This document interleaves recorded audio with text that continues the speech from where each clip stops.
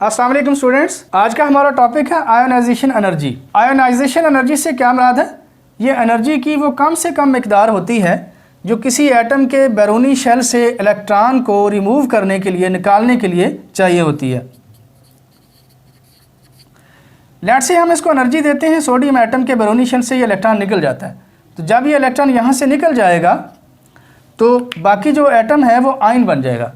तो चूंकि ये एटम को आयन बनाने वाली एनर्जी है, hence it is called ionization energy. इस डेफिनेशन में गैसेस एटम, अलग थलग एटम इसलिए आता है क्योंकि अगर एटम करीब करीब होंगे तो आपस में एक दूसरे के साथ इंटरेक्शन की वजह से एनर्जी की मिकदार वेरी कर सकती है। लिहाजा किसी अलग थलग सेपरेट एटम के बैरूनी शेल से इलेक्ट्रॉन को निकालने के लिए, रिमूव करने के लिए जो एनर्जी रिकॉर्ड होती है, that is called ionization energy. Student, यहाँ हम ट्रेंड को डिस्कस करेंगे। ये ग्रुप है जो आपके सामने नज़र आ रहा है, ये ग्रुप है।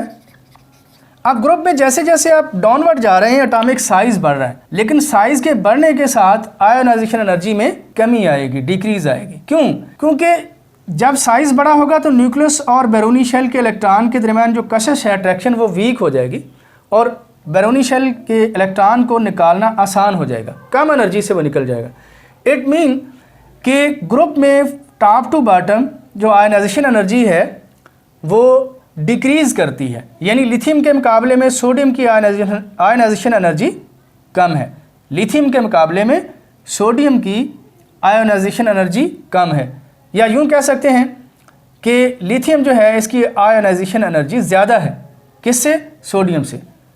क्यों? जो टॉप पोजीशन वाला होगा उसकी आयोनाइजेशन एनर्जी ज़्यादा होगी और रिलेटिवली जैसे जैसे हम डाउन जाएंगे तो उसकी आयोनाइजेशन एनर्जी कम होती जाएगी। इसी तरह ये सेकंड पीरियड है लिथियम बेरिलियम बोरॉन। तो पीरियड में चूंकि साइज़ जो है लेफ़्ट टू राइट जाते हुए डिक्रीज़ होता है, तो साइज़ डिक्रीज़ करता है तो आयोनाइजेशन एनर्जी इंक्रीज़ करेगी। यानी ये आपने याद रखना है कि एटॉमिक साइज़ और आयोनाइजेशन एनर्जी का जो ताल्लुक है, रिलेशन है, ये उलट है। साइज़ बड़ा हो रहा है तो आयोनाइजेशन एनर्जी कम हो रही है, यहाँ साइज़ कम हो रहा है, रिड्यूस हो रहा है तो आयोनाइजेशन एनर्जी इंक्रीज हो रही है। Ionization energy, define ionization energy, what is its unit, also write its trend in periodic table. Student, ये क्वेश्चन नंबर 24 आप देख रहे हैं। इसमें आयोनाइजेशन एनर्जी के बारे में सवाल किया गया है कि इसको डिफाइन करें, इसका यूनिट लिखें और इसका ट्रेंड बताएं। सबसे पहले हम डिफाइन करते हैं आयोनाइजेशन एनर्जी क्या होती है। ये कम से कम तवानाई की मिकदार है जो किसी इलेक्ट्रॉन को निकालने के लिए दरकार होती है एटम, अलग थलग गैसी एटम के वैलेंस शेल से। Ionization energy is the minimum amount of energy. Ionization energy कम से कम मिकदार की तवानाई है required to remove an electron, एक इलेक्ट्रॉन को खारिज करने के लिए चाहिए होती है, फ्राम वैलेंस शेल, उसके वैलेंस शेल से, और जब वो गैसियस एटम मौजूद हो यानी अलग थलग हो। Its unit is kilo joule per मोल, इसका यूनिट किलो जॉल फी मोल है। स्टूडेंट, हम आयोनाइजेशन एनर्जी का ट्रेंड देखते हैं। आयोनाइजेशन एनर्जी और एटॉमिक रेडियस जो है ये एक दूसरे के उलट होते हैं। मतलब हमने एटॉमिक रेडियस या एटॉमिक साइज़ के बारे में ट्रेंड पढ़ा था कि ये ग्रुप में एटमी साइज़ ऊपर से नीचे जाते हुए, बॉटम की तरफ जाते हुए साइज़ बढ़ता है तो आयोनाइजेशन एनर्जी कम होगी, सीधी सी बात है। इसी तरह जो एटॉमिक साइज़ की हम बात पहले कर चुके हैं, वो लेफ़्ट टू राइट पीरियड में जाते हुए कम होता है तो आयोनाइजेशन एनर्जी उसमें इंक्रीज़ करेगी, बढ़ेगी। तो in group ionization energy decreases in group from top to bottom in a group. Ionization energy जो है ये कम होती है किसी भी ग्रुप में ऊपर से नीचे जाते हुए। इसकी वजह क्या होती है? क्योंकि एटॉमिक साइज़ इंक्रीज़ कर जाता है due to addition of new shells at each element. The number of inner electrons increases. This increase the shielding effect on outer electrons. तो ये इसकी रीज़न है। अगर रीज़न क्वेश्चन में आती हैं तो आप इसको देंगे, वरना सिर्फ डिफाइन करेंगे। इसके बाद है in period. In period ionization energy as we go from left to right in a period. Ionization energy जो है ये लेफ़्ट टू राइट जाते हुए पीरियड में इंक्रीज़ करती है। इसकी रीज़न क्या है? Nuclear charge increases by 1 unit eight each element. यानी जैसे स्टेप बाय स्टेप 1 आप जाते हैं, यानी पीरियड में लेफ़्ट टू राइट मूव करते हैं, 1 स्टेप अहेड जाते हैं, तो हर बार न्यूक्लियस का चार्ज बढ़ता है और उसकी वजह से साइज़ कम होता है और साइज़ कम होने से जो आयोनाइजेशन एनर्जी है वो बढ़ जाती है। इसमें शील्डिंग इफेक्ट सेम रहता है, वो हम पीछे डिस्कस कर चुके थे, लेकिन आयनाइजेशन एनर्जी जो है वो बढ़ेगी। स्टूडेंट्स, यहाँ पे sodium atom, chloride atom, chlorine atom आपको दिखाए हैं, और यहाँ सोडियम से जब इलेक्ट्रॉन लूज़ होता है तो ये सोडियम पॉजिटिव आयन बनता है और क्लोरीन से क्लोराइड नेगेटिव आयन बन जाता है। एक्चुअली ये जो सोडियम है, अगर इसके बैरूनी शेल पर हम गौर करें तो इसका एक इलेक्ट्रॉन है। अब इस एक इलेक्ट्रॉन को जो एनर्जी मिलेगी, जो अगर ये अलग थलग एटम है सोडियम, तो वो कम से कम एनर्जी जो इस इलेक्ट्रॉन को निकाल देगी और इसको आयन बना देगी। तो ये लफ्ज़ जो आयनाइजेशन एनर्जी है, ये लफ्ज़ आयन से बना है असल में। तो आयनाइजेशन मीन आयन बनाने वाली एनर्जी, यानी ज़ाहिर है सोडियम के बैरूनी शेल का जो इलेक्ट्रॉन है उस पर कुछ एनर्जी लगेगी तो ही वो अपने आउटर मोस्ट वैलेंस शेल से निकल जाएगा। तो वो कम से कम मिकदार की तवानाई जो इसको लगे और ये बैरूनी शेल का इलेक्ट्रॉन यहाँ से मूव हो जाए तो ये आयन बन जाएगा। तो उस एनर्जी को हम आयनाइजेशन एनर्जी कहते हैं। फॉर एग्ज़ाम्पल, अगर आप यहाँ पे एनिमेशन देखें तो बेसिकली इस आयनाइजेशन एनर्जी को हम देखें, ये सोडियम जो है जब इलेक्ट्रॉन लूज़ करता है तो ये आयन बन जाता है, पॉजिटिव आयन। तो अब इसको इलेक्ट्रॉन को निकलने के लिए जो एनर्जी चाहिए होती है उसे आयनाइजेशन एनर्जी कहते हैं। Electron affinity. स्टूडेंट, जैसे हमने प्रीवियस लेक्चर में आयनाइजेशन एनर्जी पढ़ा था, इलेक्ट्रॉन एफिनिटी भी उससे मिलती जुलती है। डिफरेंस सिर्फ इतना है कि आयनाइजेशन एनर्जी में हमने एनर्जी देकर इलेक्ट्रॉन को निकाला था, यहाँ पे इलेक्ट्रॉन को ऐड करना है, ये इलेक्ट्रॉन को ऐड अप करना है। तो इलेक्ट्रॉन जब किसी एटम के अंदर ऐड अप होगा तो उस वक्त जो एनर्जी रिलीज़ होगी that is called electron affinity. जैसे क्लोरीन में 17 एटॉमिक नंबर है, पहले शेल में 2 इलेक्ट्रॉन हैं, दूसरे में 8 हैं और आखिरी में 7 हैं। ऑक्टेट रूल के मुताबिक it needs 1 electron to complete its octet. तो ये एक इलेक्ट्रॉन इसमें आएगा तो इसके 8 पूरे हो जाएंगे बैरूनी शेल के, लेकिन ये एक इलेक्ट्रॉन जब ऐड होगा तो उससे एनर्जी रिलीज़ होगी, इसे हम इलेक्ट्रॉन एफिनिटी कहेंगे। यानी ये फ़र्क है कि आयनाइजेशन एनर्जी में इलेक्ट्रॉन खारिज होता है, इसमें जज़ब होता है। बाकी चीज़ें सेम है, यानी ग्रुप में जैसे आपने पढ़ा था कि फ्राम टॉप टू बॉटम जो आयनाइजेशन एनर्जी है वो डिक्रीज़ करती है, साइज़ बड़ा होता है। इसमें भी यही है कि इलेक्ट्रॉन एफिनिटी भी टॉप टू बॉटम जाते हुए डिक्रीज़ करेगी। और इसी तरह ग्रुप में जैसे हमने पढ़ा था कि ग्रुप में साइज़ जो है वो डिक्रीज़ करता है, तो साइज़ डिक्रीज़ करता है तो आयनाइजेशन एनर्जी और इलेक्ट्रॉन एफिनिटी दोनों इंक्रीज़ करते हैं। यानी ये साइज़ है जो डिक्रीज़ करेगा, but ionization energy and electron affinity AE increases from left to right. तो लेफ़्ट टू राइट जाते हुए, यानी ये पीरियड की बात कर रहे हैं, अलॉन्ग पीरियड। तो पीरियड में हमें लेफ़्ट टू राइट जाते हुए साइज़ जो है वो डिक्रीज़ हो रहा है, तो आयनाइजेशन एनर्जी और इलेक्ट्रॉन एफिनिटी दोनों ही इंक्रीज़ करेंगी और दोनों का यूनिट जो है वो भी सेम है, kilo joule per mole. Define electron affinity, what is its unit, also write its stand in periodic table. Student, electron affinity से क्या मुराद है? ये आयनाइजेशन एनर्जी और इलेक्ट्रॉन एफिनिटी मिलते जुलते हैं, थोड़ा सा फ़र्क है। जैसे हमने देखा था सोडियम से इलेक्ट्रॉन लूज़ हो रहा है तो क्लोरीन उसको गेन कर रहा था, तो ये उलट है। अमाउंट ऑफ एनर्जी रिलीज्ड, यानी एनर्जी जो खारिज होती है, रिलीज़ होती है जब एक इलेक्ट्रॉन जमा हो जाता है वैलेंस शेल में और यूनी गैसिस आयन बन जाता है। तो जो पीछे आपने एनिमेशन देखी, सोडियम से इलेक्ट्रॉन निकल रहा था तो क्लोरीन उसको गेन कर रहा था। तो सोडियम से चूँकि इलेक्ट्रॉन निकलता है तो वो आयनाइजेशन एनर्जी होगी, जितनी एनर्जी लेकर वो निकलेगा, जबकि दूसरी तरफ जो क्लोरीन एटम है वो एनर्जी रिलीज़ करेगा। तो दैट अमाउंट ऑफ एनर्जी जो इलेक्ट्रॉन के एड अप होने से रिलीज़ होती है, इसे हम इलेक्ट्रॉन एफिनिटी कहते हैं। ये इसकी इक्वेशन लिखी हुई है।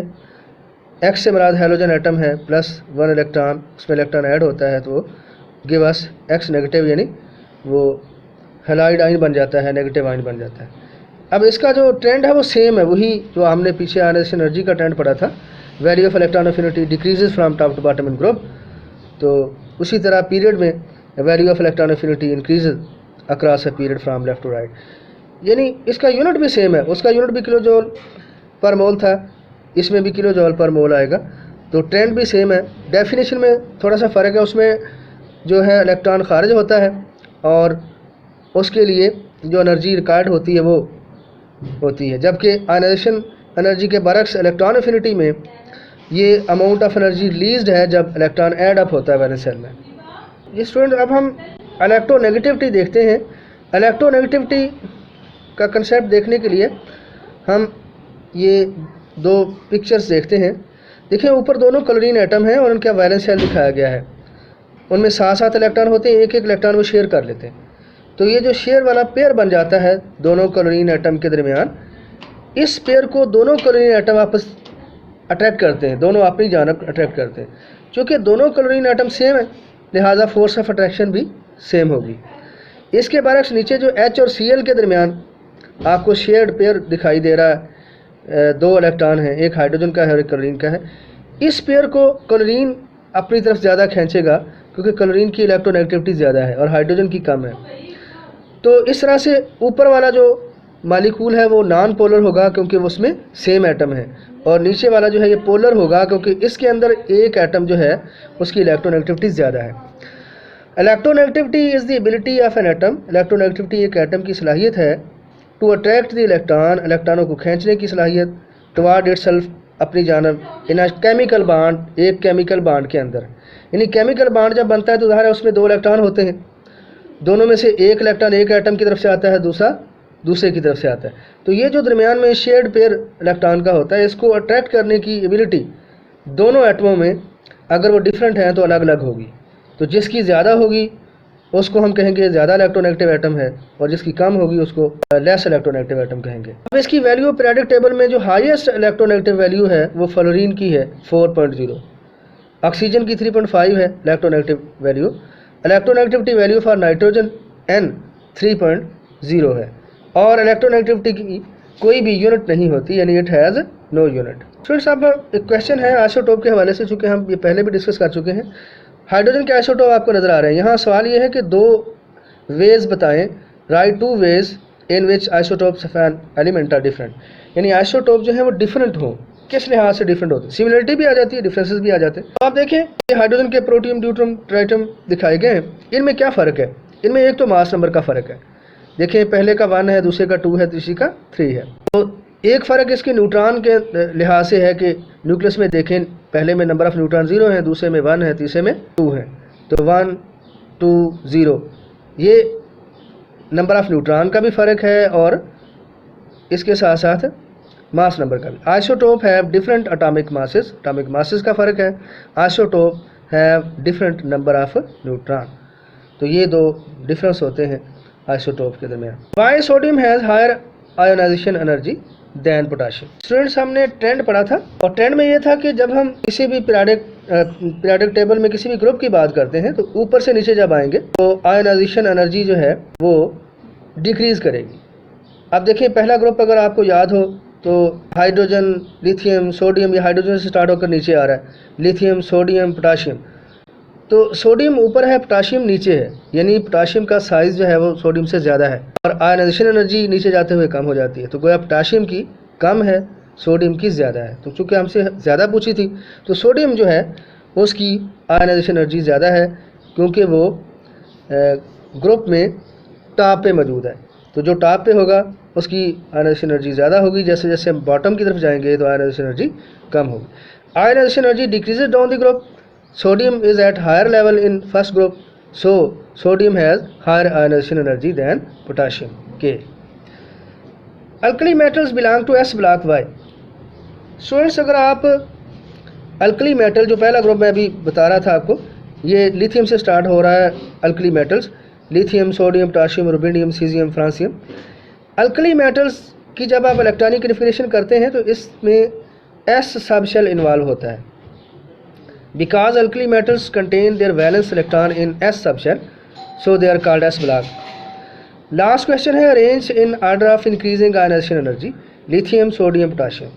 अब increasing ionization energy का मतलब ये है कि पहले कम वाला, उसके बाद उससे ज़्यादा वाला, फिर उससे ज़्यादा वाला। तो increasing order का मतलब ये होता है, जैसे अगर आपके पास नंबर है 1 2 3 तो इसी तरतीब से लिखेंगे 1 2 3, तो ये increasing order है।